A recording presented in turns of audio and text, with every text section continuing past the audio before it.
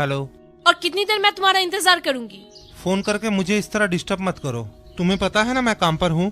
जब तुम बिजी हो तो मुझे यहाँ क्यों बुलाया? तुम्हें सरप्राइज देने के लिए। मैं तो ऑफिस से निकल ही रहा था, बॉस ने अचानक से रोक लिया, तो मैं क्या करूँ? अच्छा, तो क्या ये है तुम्हारा सरप्राइज? मैं बेवकूफ की तरह बाहर तुम्हारा इंतजार कर रही हूँ और तुम ऑफिस का बहाना बना रहे हो। यार हद पार कर दी तुमने। तुम्हें कुछ समझ में नहीं आता क्या? हाँ, 2 घंटे से खड़े हो के मैं सब समझ गई हूँ। मिस्टर मानव कपूर, आज के बाद से तुम अपना शक्ल मत दिखाना। बाय। Hello hello hello.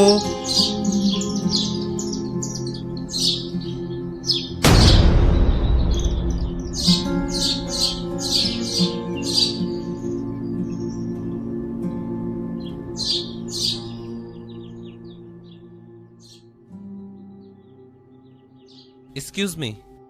जी हाँ। काफी देर से मैं नोटिस कर रहा हूँ, आप कुछ परेशान लग रही हो।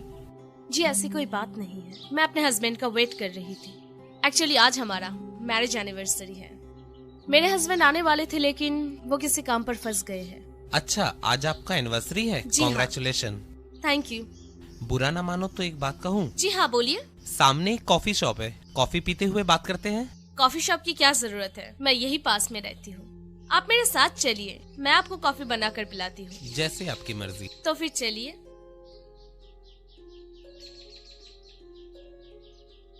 बाय द वे, मेरा नाम है जैकी और आपका? Ayesha Kapoor. Wow, nice name. Thank you.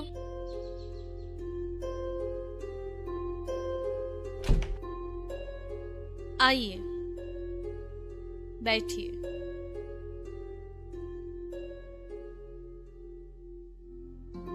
आप बैठिए, मैं कॉफी लेकर आती हूँ। अच्छा।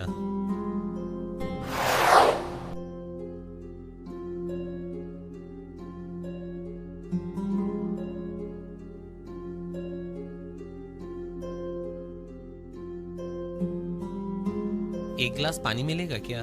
जी हाँ, मैं लेकर आती हूँ।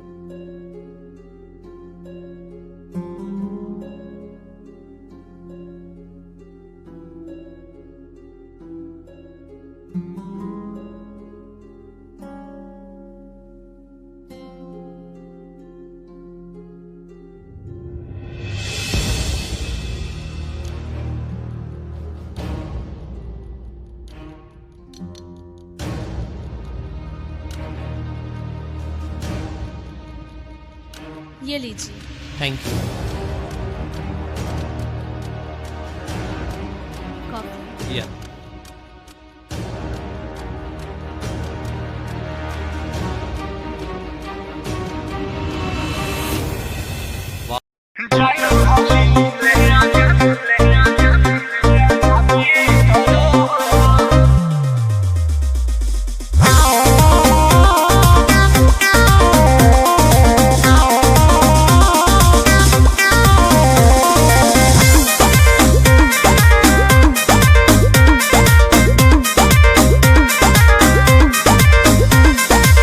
गईले ससुरारी सैया हमार हो, खुले वाला बाटे आज किस्मत तहार हो। ए सुनो तारनु का बुझाई? गईले ससुरारी सैया हमार हो, खुले वाला बाटे आज किस्मत तहार हो। जरता जवानी जैसे हीटर हो, अरे हीटर हो। जरता जवानी जैसे हीटर हो, अरे हीटर हो। जानू हाली मिले आजा पिया से पहिले।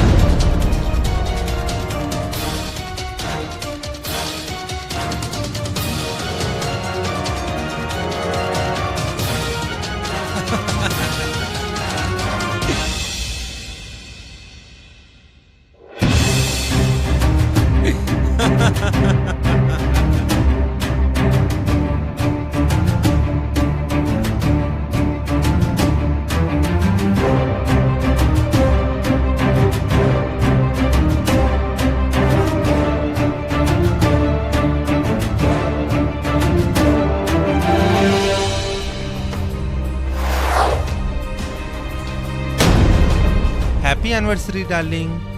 आप कब आए? जब आप गहरी नींद में सो रही थी। सारी रात दरवाजा खुला छोड़ दिया। अगर कोई तुमको मुझसे चुरा लेता तो? अब तुम रेडी हो जाओ, मैं फ्रेश हो जाता हूँ। हम दोनों फिर घूमने चलते हैं। अच्छा।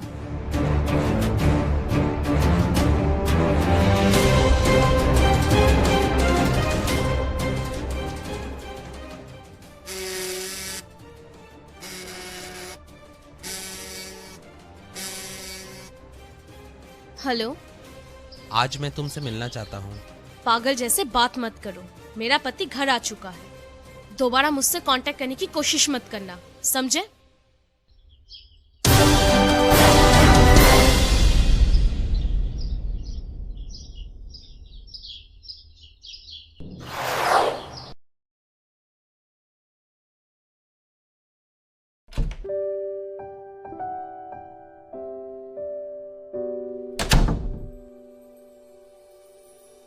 क्या हुआ? अभी तक तुम रेडी नहीं हुई? और कॉल किसका आया था? कस्टमर केयर से कॉल आया था। अब बैठिए ना, मैं 5 मिनट में रेडी होकर आती हूँ। अच्छा ठीक है।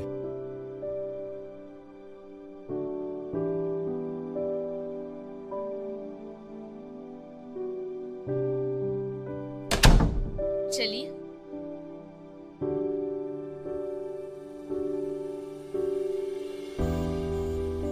Wow, you looking gorgeous. Thank you. चलो।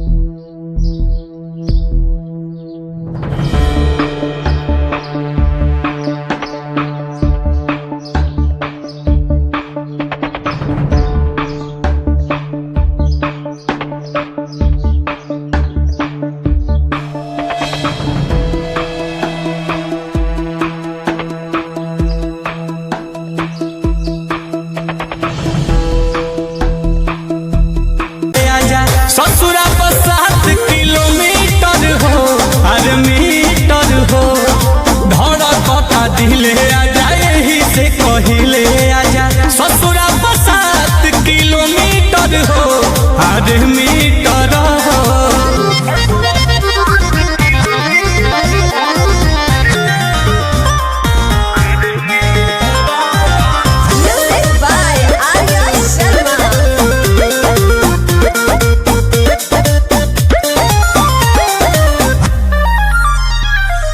धीरे से बजाई हकेवारी खोली देही पिछला दुआरी खात बानी रोजे तरकारी आई के चिखाई जा बरारी मन चटक हो जाई कल से बजाई हकेवारी खोली देही पिछला।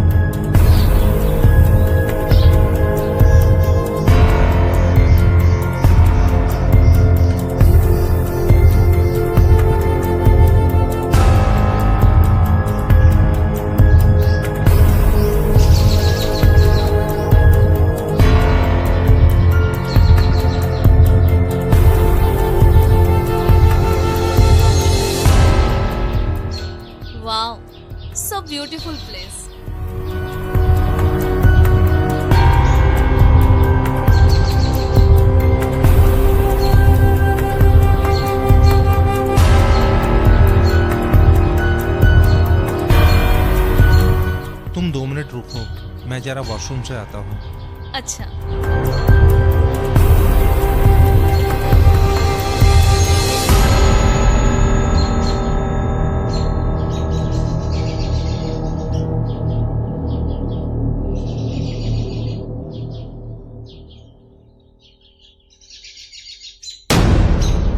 पति के आने से तो आप मुझे भूल ही गई हो। फोन भी उठाने का टाइम नहीं है आपके पास।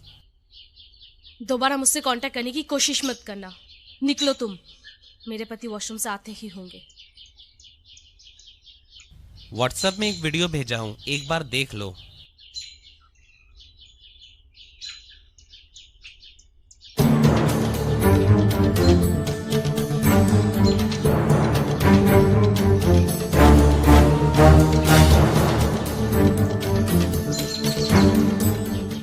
तुम चाहते क्या हो? 1 लाख रुपया, नहीं तो ये वीडियो वायरल।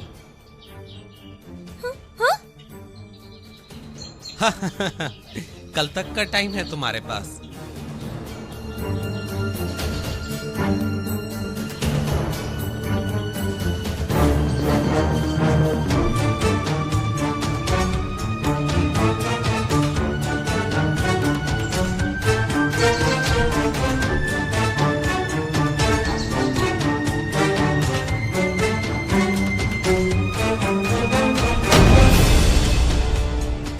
क्या हुआ, तुम डर क्यों गई? कुछ नहीं, इस तरह मुझे छोड़ के मत जाया करो। अकेले में मुझे बहुत डर लगता है मानव। अरे पागल, मैं तो वॉशरूम गया था, इसमें डरने की क्या बात है? तबीयत कुछ ठीक नहीं लग रहा है, चलो ना घर चलते हैं। अच्छा चलो, जैसी तुम्हारी मर्जी।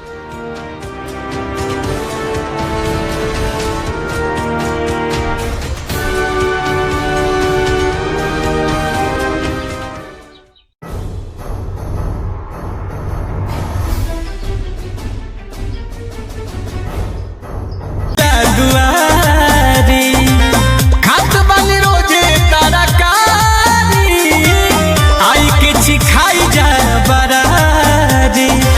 सोना तहर भइल नइखी भीतर हो, साल भीतर हो। जानू हाली मिले आजा, पिया से पहिले आजा। ससुरा बस 7 किलोमीटर हो, अरे मीटर हो। अरे कही बाजिले आजा, यही से कहिले आजा। ससुरा 7 किलोमीटर हो, अरे मीटर हो।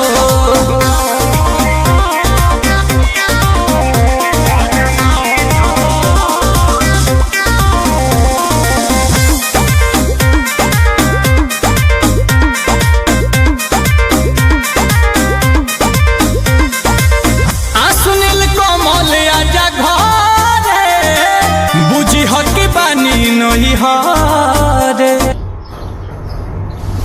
पैसा लिया? हलाई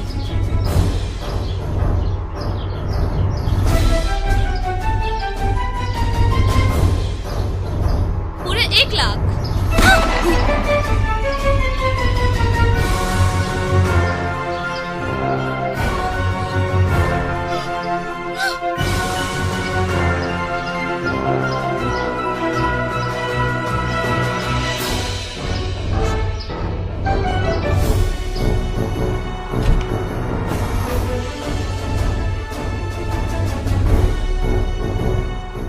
पापा का तबीयत बहुत खराब है, घर से कॉल आया था, हम लोग को अभी निकलना पड़ेगा। क्या हुआ पापा को? वो मैं आपको रास्ते में बताऊंगी, आप बैग पैक कर लीजिए।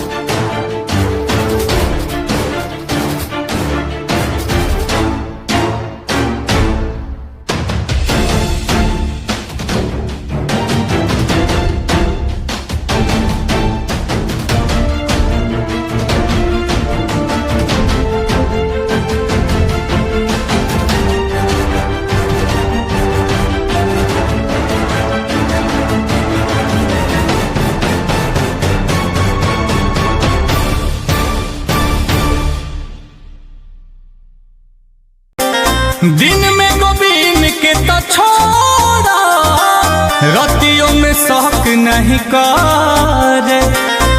अरे साफा सीधा हो।